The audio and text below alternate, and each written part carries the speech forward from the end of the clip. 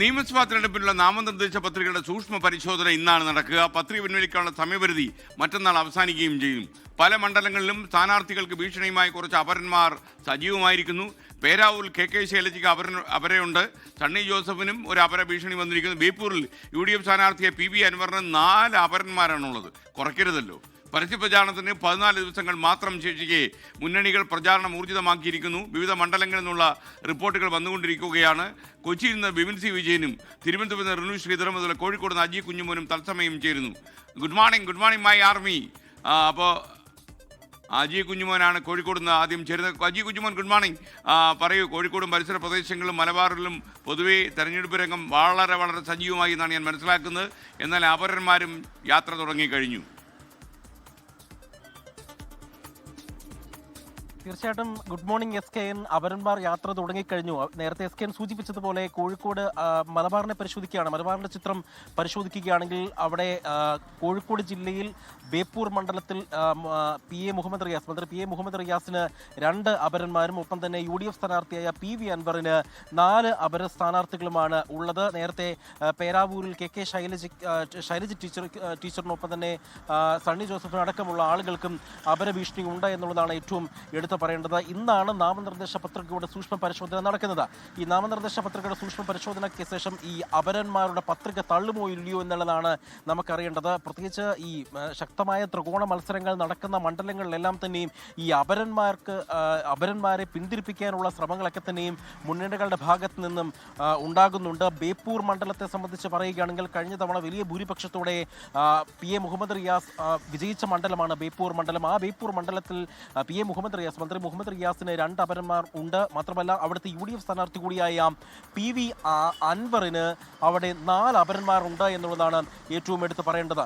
ഈ കോഴിക്കോട് ജില്ലയിലെ കുറ്റ്യാടി മണ്ഡലത്തിലാണ് ഏറ്റവും കൂടുതൽ പത്രികകൾ കിട്ടിയിരിക്കുന്നത്. 22 പത്രികകളാണ് ഈ കുറ്റ്യാടി മണ്ഡലത്തിൽ ലഭിച്ചിരിക്കുന്നത്. മറ്റ് മണ്ഡലങ്ങളിലെല്ലാം പത്രികകളുടെ എണ്ണത്തിൽ വളരെ കുറവാണ്. രണ്ടാമത് നിൽക്കുന്നത് ബേപ്പൂർ മണ്ഡലം. 13 പത്രികകളാണ് ബേപ്പൂർ മണ്ഡലത്തിൽ ലഭിച്ചത്. ഈ പത്രികകളുടെ എല്ലാം തന്നെയും സൂക്ഷ്മ പരിശോധന ഇന്ന് തന്നെ ഉണ്ടാകും. അതുമാത്രമല്ല UDFിനെ സംബന്ധിച്ചിടത്തോളം ഈ തെരഞ്ഞെടുപ്പ് പ്രചാരണങ്ങൾക്ക് കൊഴുപ്പ് കൂട്ടാൻ വേണ്ടി, ആഘോഷം കൂട്ടാൻ വേണ്ടി രാഹുൽ ഗാന്ധി അടക്കം നാളെ എത്തുന്നുണ്ട്. കോഴിക്കോട് ബീച്ചിൽ നടക്കുന്ന വലിയ സമ്മേളനമാണ് രാഹുൽ ഗാന്ധി. ലോക്സഭാ പ്രതിപക്ഷ നേതാവ് രാഹുൽ ഗാന്ധി ഈ സമ്മേളനത്തെ അഭിസംബോധന ചെയ്യും. അങ്ങനെ പ്രചാരണ പരിപാടികൾ കൂടി മാറ്റിക്കൂട്ടുകയാണ് SKN. Okay, thank you Aji Kunjumon. ഇനി തിരുവനന്തപുരത്തേക്ക് റിനു ശ്രീധർ തത്സമയം ചേരുന്നു. റിനു, തിരുവനന്തപുരത്തും അതുപോലെ തന്നെ തലസ്ഥാന നഗരിക്ക് അടുത്തുള്ള ജില്ലകളിലൊക്കെ സ്ഥിതി എന്താണ്? Good morning. Good morning SKN.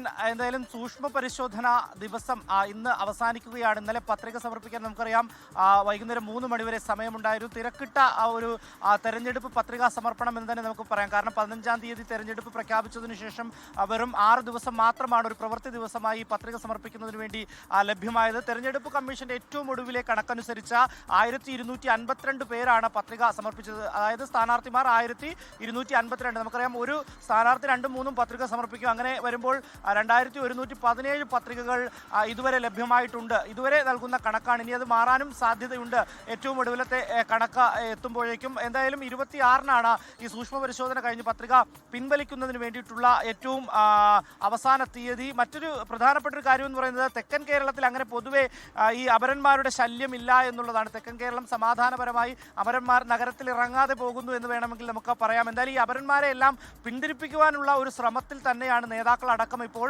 ഇന്നും നാളെയുമായി ആ ചർച്ചകളൊക്കെ നടത്തി ഈ അപരന്മാരെ പിൻവലിക്കുമെന്നുള്ളതാണ് ഏറ്റവും പ്രധാനപ്പെട്ട ഒരു സവിശേഷത. നമ്മൾ നോക്കിക്കാണുന്നത് ഈ അപരന്മാരുടെ അല്ല, ഇടുക്കിയിലും കോട്ടയത്തും ഈ ഒരേ പേരുള്ള സ്ഥാനാർത്ഥികൾ വന്നിട്ടുണ്ട്. അത് അപരന്മാരായി മാറുമോ എന്നുള്ളൊരു ആശങ്കയാണ് ഉള്ളത്. കോട്ടയത്തെ LDF സ്ഥാനാർത്ഥിയുടെ പേര് K അനിൽകുമാർ എന്നാണ്.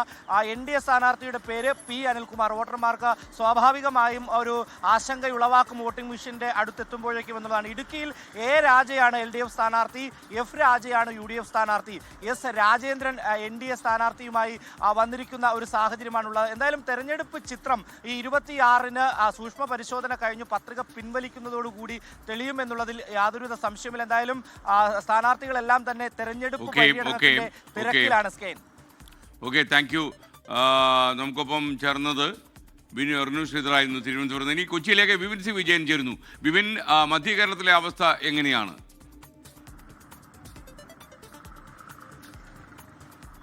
Good morning SKN. തിരഞ്ഞെടുപ്പിന് മുൻപും തിരഞ്ഞെടുപ്പിന് ശേഷവും ഈ രാഷ്ട്രീയ പാർട്ടികളും അതിന്റെ നേതാക്കളും എല്ലാവരും പറയാറുണ്ട് ഈ അപരനെ നിർത്തുക എന്നുള്ളത് ഒരു ശരിയായ രീതിയല്ല, അത് ഒരിക്കലും ഞങ്ങളുടെ പാർട്ടി ചെയ്യാറില്ല എന്നുള്ളതൊക്കെ. ഒപ്പം തന്നെ അതൊരു നാണം കെട്ട പരിപാടിയാണ്, അത് വോട്ടർമാരെ പറ്റിക്കുന്ന ഒരു പരിപാടിയാണെന്നൊക്കെ പല തവണ നമ്മൾ കേട്ടതാണ്. പക്ഷേ ഈ തിരഞ്ഞെടുപ്പിന്റെ വേളയിൽ അതിന് സ്ഥാനാർത്ഥിത്വം പ്രഖ്യാപിക്കുന്നതൊക്കെ വേളയിൽ അപരന്മാർ എവിടെ നിന്നാണെന്ന് അറിയില്ല, എല്ലാവർക്കും തന്നെ അപരന്മാർ വരാറുണ്ട്. ഇവർ ഞങ്ങൾ നിർത്തിയതല്ല എന്നുള്ളത് തന്നെയാണ് ഇപ്പോഴും ഈ രാഷ്ട്രീയ പാർട്ടികളെല്ലാം പറയുന്നത്. ഇപ്പോൾ ജി സുധാകരനെ ഒരു അപരനുണ്ടായിരിക്കുന്നു. GK സുധാകരനാണ് അവിടെ മത്സര രംഗത്ത് ഉള്ളത്. പുള്ളി CIT-യുടെ ഒരു നേതാവ് കൂടിയാണ് എന്നുള്ളത് നമ്മൾ മനസ്സിലാക്കുകയാണ്. ഒപ്പം തന്നെ പ്രതിപക്ഷ നേതാവ് VD സതീശനെ അവിടെ ഒരു അപരന് വന്നിട്ടുണ്ട്. JB സതീശൻ എന്നുള്ള പേരിലാണ് അവിടെ അപരനുള്ളത്. കളമശ്ശേരിയിലേക്ക് വന്നു കഴിഞ്ഞാൽ മന്ത്രി P രാജീവിന് ഒരു അപരനുള്ളത് രാജീവ് എന്നുള്ള പേരിൽ തന്നെയാണ്. ഒപ്പം തന്നെ സമാനമായിട്ടുള്ള സ്ഥാനാർത്ഥികൾ, ഇപ്പോൾ റീനു പറഞ്ഞതുപോലെ തന്നെ സമാനമായിട്ടുള്ള സ്ഥാനാർത്ഥികളും മത്സരിക്കുന്നു എന്നുള്ളതാണ് ഇവിടുത്തെ ഒരു പൊതുചിത്രമുള്ളത്. എറണാകുളത്ത് 120 പേർ ഇപ്പോൾ മത്സര രംഗത്തുണ്ട്. ഏറ്റവും കൂടുതൽ ആളുകൾ നാമനിർദ്ദേശ പത്രിക സമർപ്പിച്ചിരിക്കുന്നതും പ്രതിപക്ഷ നേതാവ് VD സതീശന്റെ പറവൂരിൽ തന്നെയാണ് എന്നുള്ളതുമുണ്ട്. എന്തായാലും മത്സര ചിത്രം പൂർണ്ണമായിട്ടും തെളിയാൻ പോകുന്നു. അതിനൊപ്പം തന്നെ ഈ അപരശല്യമുണ്ട്. ഒപ്പം വിമതർ കൂടി. സജി ജോസഫ് ഇപ്പോൾ കുട്ടനാട് മത്സരിക്കുകയാണ്, കോൺഗ്രസിന്റെ വിമതനായിട്ടാണ് മത്സരിക്കുന്നത്. അപ്പോൾ അവർ പിടിക്കുന്ന വോട്ടുകളും ഒപ്പം തന്നെ താഴേക്കിടയിൽ അതുണ്ടാക്കുന്ന ഒരു അസ്വാരസ്യങ്ങൾ എത്രത്തോളം വോട്ടിൽ പ്രതിഫലിക്കും എന്നുള്ളതുമാണ് രാഷ്ട്രീയ പാർട്ടികൾ തലപുകയ്ക്കുന്നത്. ഒരുവിധം പ്രശ്നങ്ങളൊക്കെ മുകൾ തട്ടിൽ പരിഹരിച്ചു എന്ന് പറയുമ്പോഴും അത് താഴെ തട്ടിലേക്ക് എത്രത്തോളം എത്തി എന്നുള്ളത് കൂടിയുണ്ട്. മറ്റൊന്നുള്ളത്, കോൺഗ്രസ് ഇന്നിപ്പോൾ പ്രധാനമായൊരു രാഷ്ട്രീയ ആയുധമാക്കി മാറ്റുന്നത് ഇന്നലെ കോന്നിയിൽ മുഖ്യമന്ത്രി പറഞ്ഞത് ഒരു ചോദ്യം വന്ന സമയത്ത് അത് വീട്ടിൽ പോയി പറഞ്ഞാൽ മതി എന്നുള്ള പരാമർശമൊക്കെ ഉണ്ടായിരുന്നു. ഇതായിരിക്കും പ്രധാനമായും ഇന്ന് കോൺഗ്രസ് മുന്നോട്ട് വയ്ക്കുന്ന ഒരു രാഷ്ട്രീയ ആയുധം. ഓക്കെ, VM സുധീരനെ പോലെ കരുത്തരായ നേതാക്കന്മാരെ പോലും ഈ അപരന്മാർ തറ പറ്റിച്ചിട്ടുണ്ട്. അതുകൊണ്ട് ഈ അപരന്മാർ നമുക്ക് അങ്ങനെ എഴുതി തള്ളാൻ കഴിയുന്ന ആളുകളല്ല, സൂക്ഷിക്കണം.